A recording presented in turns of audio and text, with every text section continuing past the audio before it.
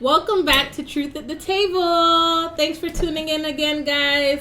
So we're back. This is episode, I don't know what episode this is, but we're back here, season 2, with some very, very familiar faces. We're just going to go around the table and introduce ourselves. I'm Vanessa.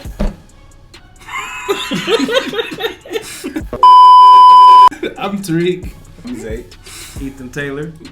All right, guys. So tonight, I wanted us to talk about baggage. So tonight's episode is called Baggage Claim. Baggage Claim. So I think, and based on, we just had our couples edition where we kind of dabbled in baggage a little bit, just on how it can affect your relationship, how it can affect your marriage, and how important it is to communicate and talk about things before you actually get married. So let's talk a little bit about baggage and what that means to different people. I think when I hear the word baggage, I think about bringing something in a particular issue and letting it cross over into your new relationship to the point where it affects your relationship. This man Googled baggage. That was the Webster definition of baggage. Church, come on. It's simple. It's just whatever we got in our closets that tend to, could be potentially a problem if it's not talked about or expressed. Like you said, skeletons in your closet, unresolved trauma. It can be a plethora of things that have gone unresolved and carried over into your next relationship. It could be physical things, it could be a hoarder. Yeah. But this is the things you gotta talk about with your partner. But I think, And a therapist probably. therapy is your friend. Yeah. But I think the problem is with baggage is a lot of people can't identify their baggage until the baggage is being unpacked. Until it becomes this whole huge thing. We're in the relationship and now it's just like here, and now I'm realizing that these are the issues, but they were never necessarily addressed before. When somebody catches themselves, you doing it just like my ex did. I'm saying it could come up like as a big problem. For instance, like lying. If your ex or somebody in your life lied to you consistently and constantly, and you learn to distrust people, that can carry on into your next relationship, and you can distrust your partner in certain aspects, and that would be one or your baggage, for a random example. So, I mean, when I hear that makes me think, should if you know you have baggage, if you know you have issues like that, should you be dating? You can. Wow. You can. The thing is this, in my humble opinion, the baggage ain't necessary. Your baggage or a person's baggage isn't necessarily the problem. It's you not telling the people about your baggage. That's the problem. People, we sometimes can, create certain expectations in relationships about people. I always tell people, I really don't too much care about how a person is when everything going good, or when we agreeing, or when we traveling and enjoying everything. Mm-hmm. I want to know how you act when stuff in your closet starts to come out. Beyond the infatuation stage. Yeah, Mm-hmm. beyond the infatuation stage. Now, exposing the sides that you don't want people to see. So I'm okay with people on the outside not seeing that. But when you're in a relationship with me, and then your baggage start coming out with me, and I ain't never know anything about your baggage, or your past, or your history, or your other girlfriends, or your other boyfriends, or your trauma from your sexual lives, or your trauma from being molested and stuff like that, it's like all of a sudden I'm like, where all this coming from? Well, we need to talk about this. We can talk about it, or we can go to a therapist. Either way, we need to talk about it because it's going to affect me. It's also important how the opposing person handles your said baggage. Because there's possibilities for a relationship of two people, for both participants to have baggage, and there's also possible for only one individual to have baggage that brought into the relationship. And if that baggage starts to become unraveled and the other person acts, negatively towards it or has a negative reaction towards it, then that kind of answers the question if you should be in, I guess, that particular relationship. If that person just simply can't handle. Yeah, it's funny Your that baggage. you named this episode "Baggage Claim." Maybe you shouldn't claim your baggage. You need to lose your baggage. Oh, that's good. But if you don't claim it, I mean, Own up to it. the first step is acceptance. Own up If to you it. don't accept it, that this is the problem, how can you fix it? Well, I have a question for you. I think you asked it. Should you be in a relationship if you have that much baggage? No. That, I mean, I think you should not be. a mountain of baggage, no. Right. Of course not. But I mean, Essentially, everybody has a little bit of Everybody baggage. Yeah, has- essentially, everybody has a little bit of baggage. a little bit of baggage. But if I'm gonna use a closet. If your whole closet, as they say, your skeletons, if it's packed and packed, baby, it's about to come spilling out. hey, if it's packed, you got, You need to Something go do is- some declutterization. yeah, something is always gonna happen, or always gonna come up, and then, like what Tyreek said, right? If I don't have that much baggage, I'm gonna feel like, man, there's always something with you.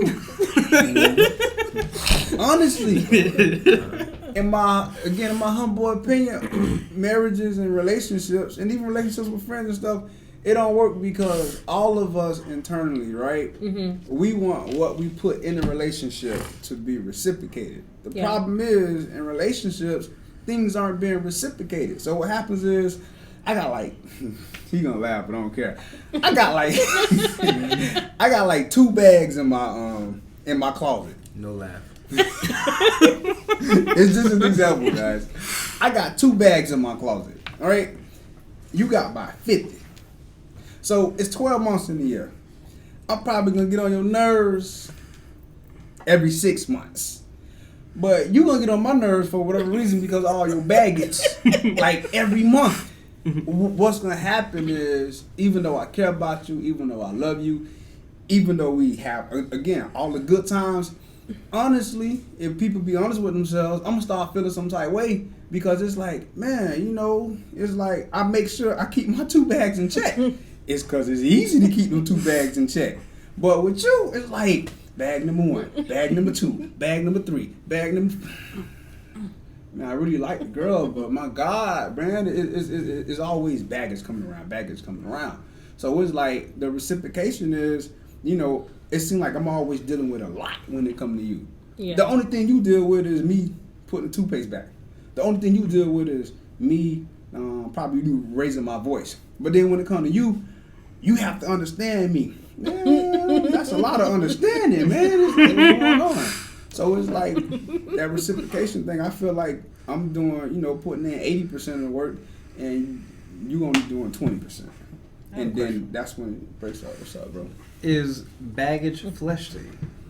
What's spiritual about baggage?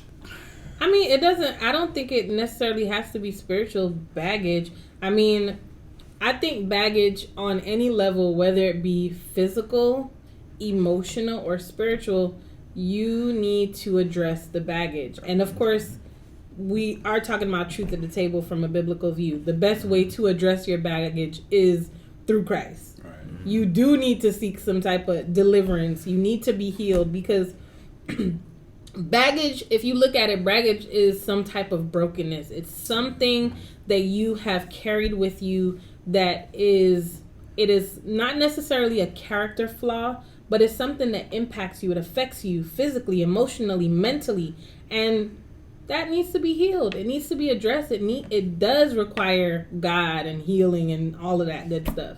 Is it your own self's responsibility to handle your baggage, or as someone in a relationship, is it the person that's supposed to help you with the baggage? At what point is the baggage solely on you versus I can help you if I'm in a relationship with you with your baggage? I can answer that question. Please do. It's always the individual's responsibility to handle their own individual baggage. when we're in a relationship, it's my responsibility to help you. Cause What?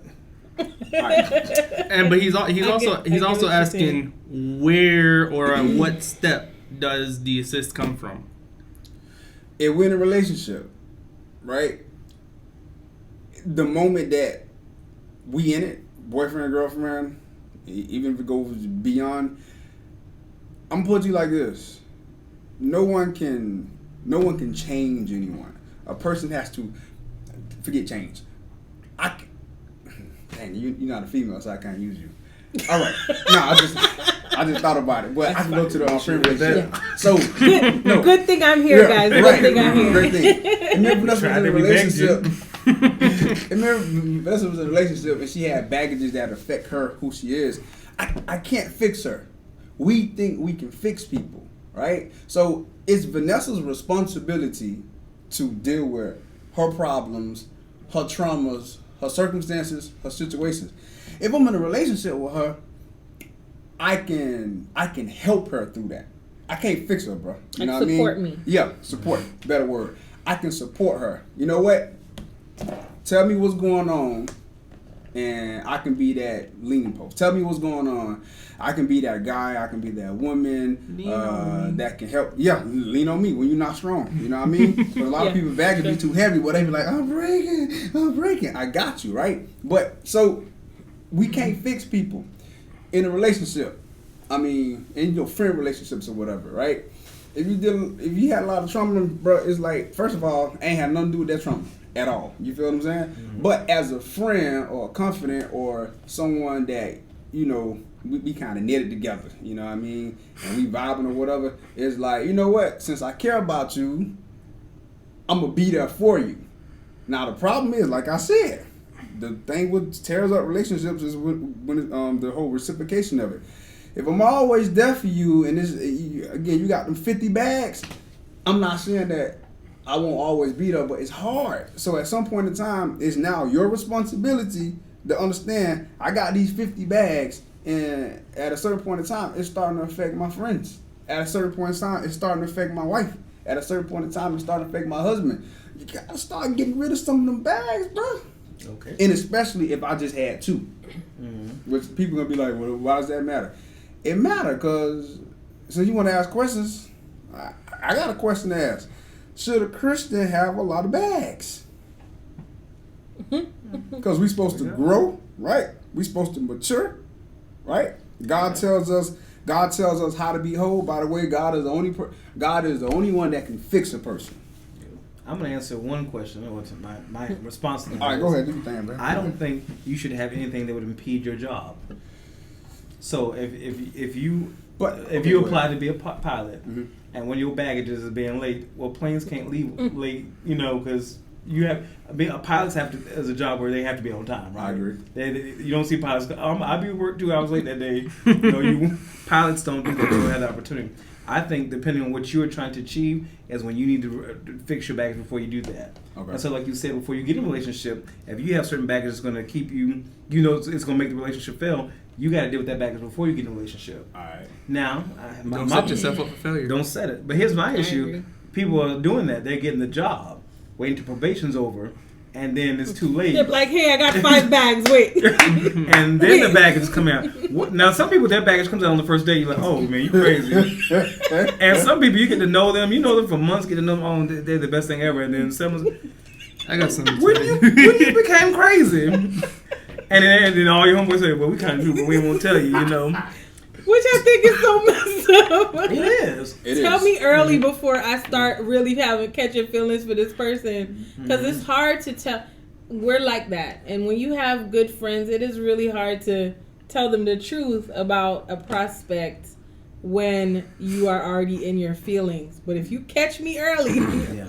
Before the feelings hit, like you see something that I can't see. Be honest with me. Be honest and tell me the truth. Now, my question to you, since you're married, at what point? Because when I'm getting to know somebody, I don't tell them the bad stuff. Yeah, I just say the good stuff. I'm this, I'm that. The world's ours. I ain't gonna tell you. Oh, by the way, I don't like paying bills on time.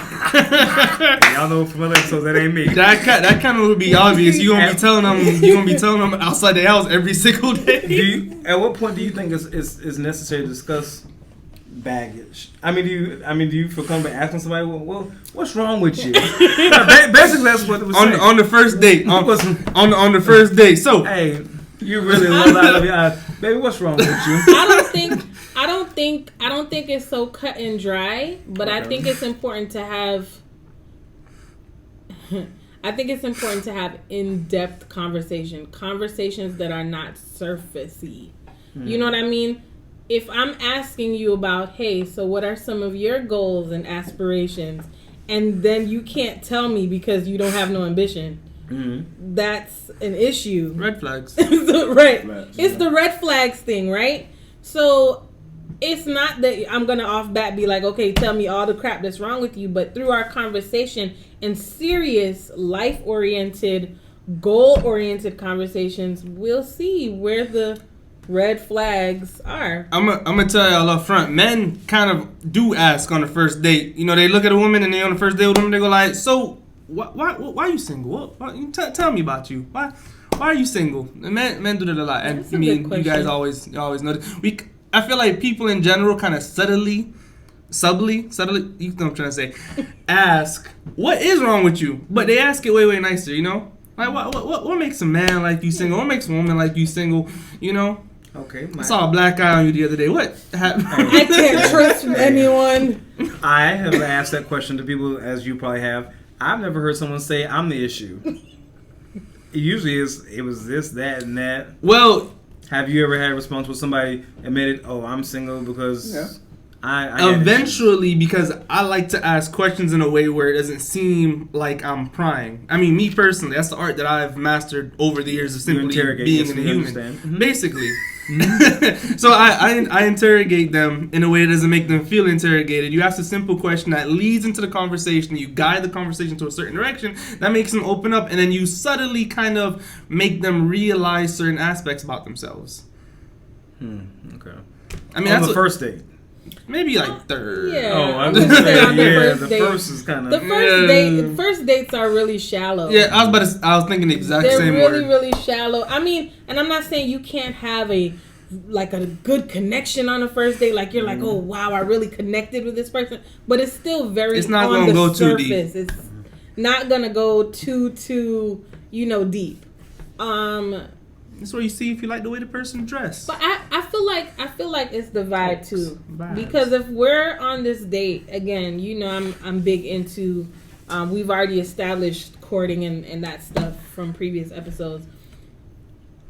I think especially as Christians, as children of God, the only reason you should be dating or seeking the companionship from the opposite sex is because you're looking towards marriage.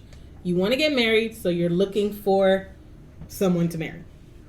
So, that being said, I feel like if that's my goal and that's your goal, it helps cut out some of the games that we play.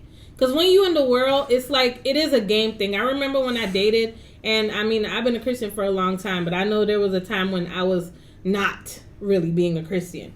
And when I dated, it was games. It was like, you know, well, I can't tell him this. I can't text him this. Like, I can't call him back too quick. I'm gonna look thirsty. It's like this, right? It's cat all this kind of situation, right? It was very weird.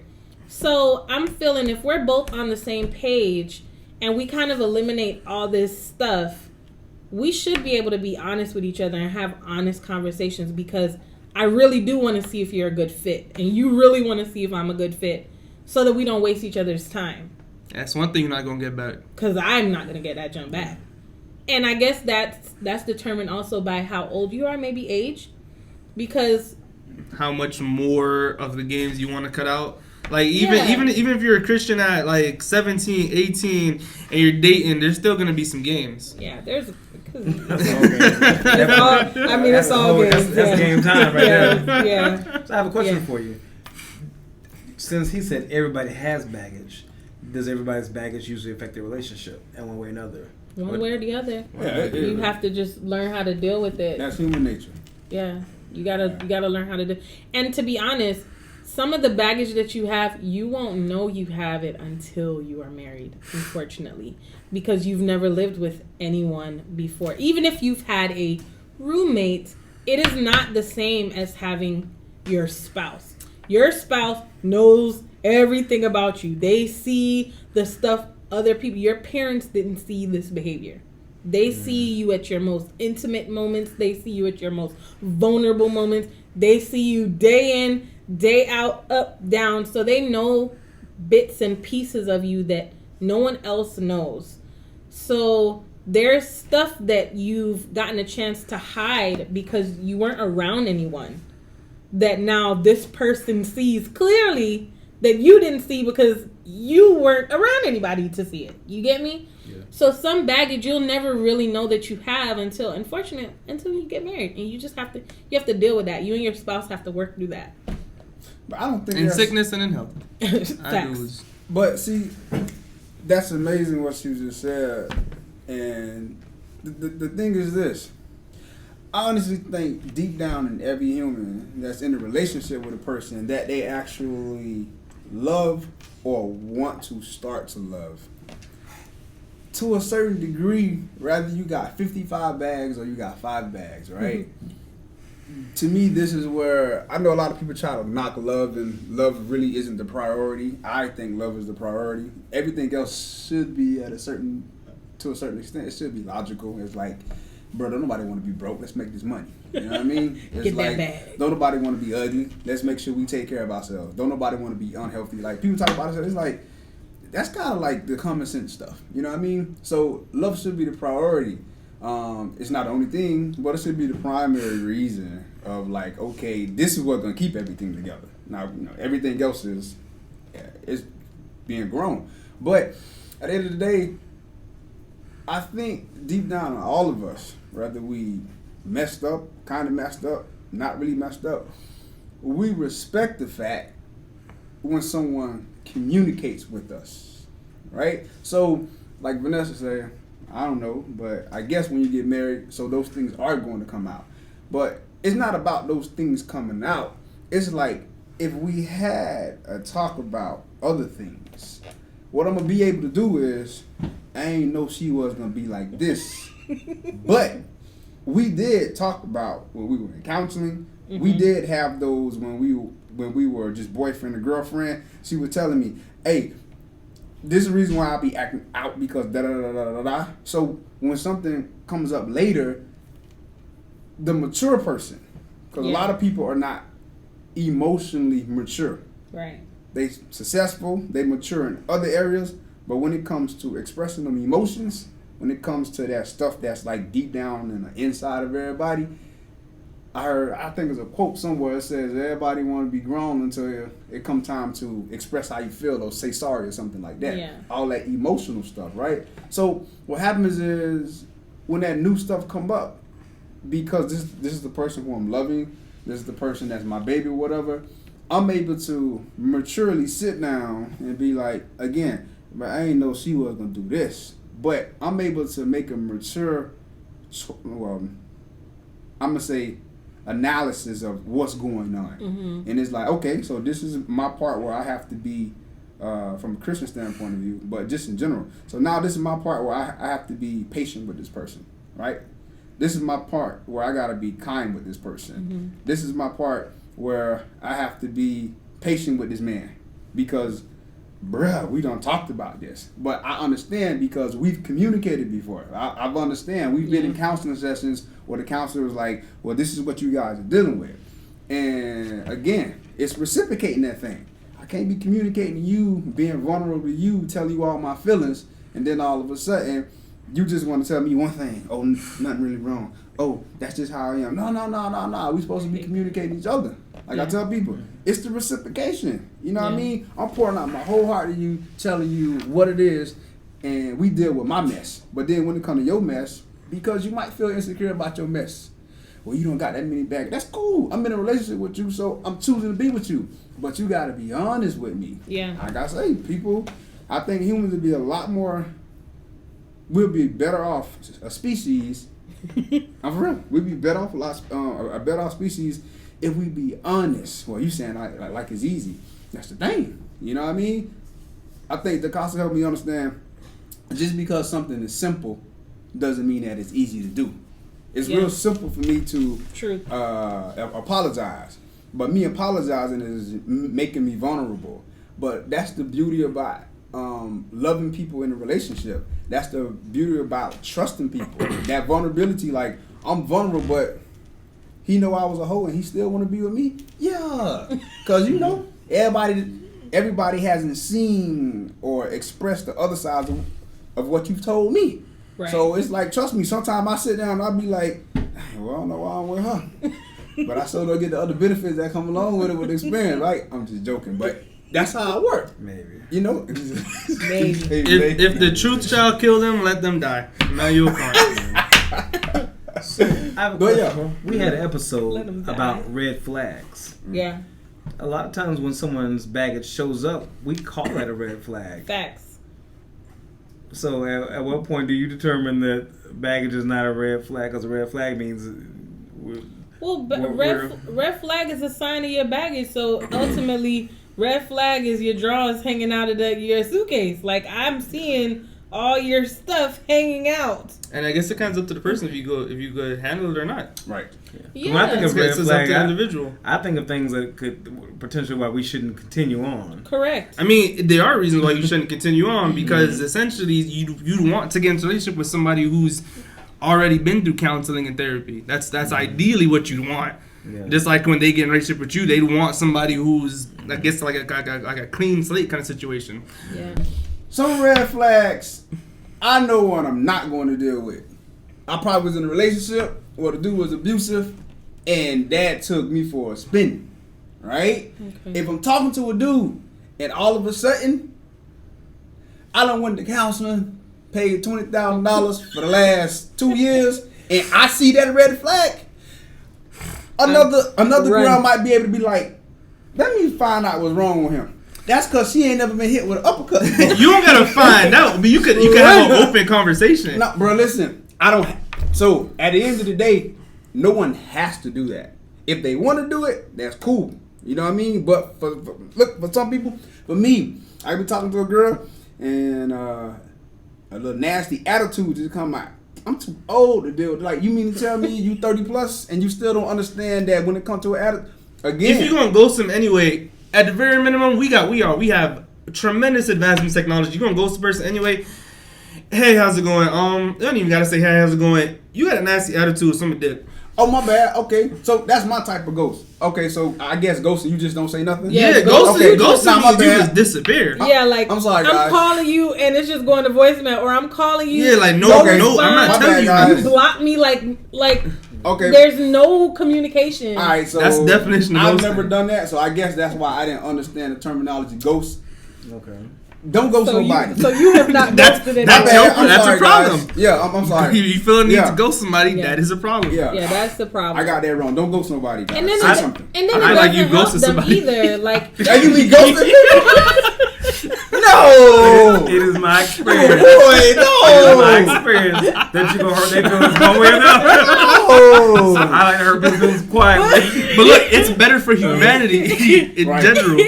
I'm gonna tell you the issue with this. Hurt my feelings with the truth. No, that doesn't always. If she start dating your no, right? She won't know. Now she'll know that she put that her putting her hands on you was a problem. So when he came with a black guy, the reality is, I think some of us avoid, not everyone, but some of us avoid conflict and confrontation. Now, I'm a confrontational person on the spot where you haven't had to go get it, right? So it ain't gonna be like I'm gonna put in my heart and then think about next time I'm out of here. We're not gonna form a meeting but it's on site. But you do know sometimes when you address somebody and you let them know, hey, this is detrimental. I don't see what's going on. It doesn't go well for them. You don't have to have a conversation. You can just do that. You don't got you, no matter what you say back. You have to say was. something. That sound good. What? No, what do you mean it sound good? I've done it. That sound good. There goes 20,000 questions after that. And it's not your responsibility to answer all them questions. That's a therapist's responsibility. Now you know the problem, confront it, and go to therapy. That's my philosophy, at least. And I think it's our responsibility. I learned this there's a difference betwixt being nice and being kind. From a Christian perspective, us as Christians, I really had to learn this because I was always, don't say nothing. Just don't say nothing. As a Christian, I had to learn that it's okay to be nice. You don't have to be nice, but it's our responsibility as Christians to be kind to people. Yeah. You gotta be kind to people. So ghosting a person as a Christian or any perspective, but especially as a Christian, you guys have to say something. Like these two guys, not this guy. These two guys are absolutely right. I cannot handle this certain aspect of you. I'm sorry. I think it is malicious. Yes. And we should end this. Yeah, bro, you got that? You can't ghost them, bro. I wonder one. God might be using you. I need you to go back. I confess to ghosting. You know what? I go. He did. I think I did ghost somebody way back in the day. I think, Vanessa. yeah. When I was like, I think, but